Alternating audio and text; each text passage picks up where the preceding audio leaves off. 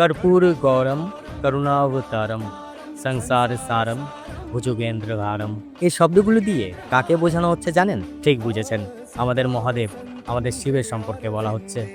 আচ্ছা, করুণার অবতার, সংসারের সার, সাপের হার, এই সব কিছু তো বোঝা যায়, কিন্তু ভগবান শিবের গায়ের রং কর্পূরের মতো সাদা কেন বলা হয়েছে? হাঁসের মতো নয়, বরফের মতো নয়, চাঁদের মতো সাদা নয়, কিন্তু কর্পূরের মতো সাদা কেন? তার কারণ হচ্ছে, আপনি কখনো কর্পূর জ্বলতে দেখেছেন? কর্পূর জ্বলে আর তারপর কি হয়? পুরোপুরি অদৃশ্য হয়ে যায়। ঠিক যেমন শিব একদিকে মহাকালেশ্বর জ্যোতির্লিঙ্গের মতো সাকার রূপেও রয়েছেন, আর অন্যদিকে হাওয়ার মতো নিরাকার রূপেও। পূর্ণতার মধ্যেও তিনি আছেন, আবার শূন্যতার মধ্যেও। যখন কিছু ছিল না তখনও তিনি ছিলেন, আবার যখন কিছু থাকবে না তখনও তিনিই থাকবেন।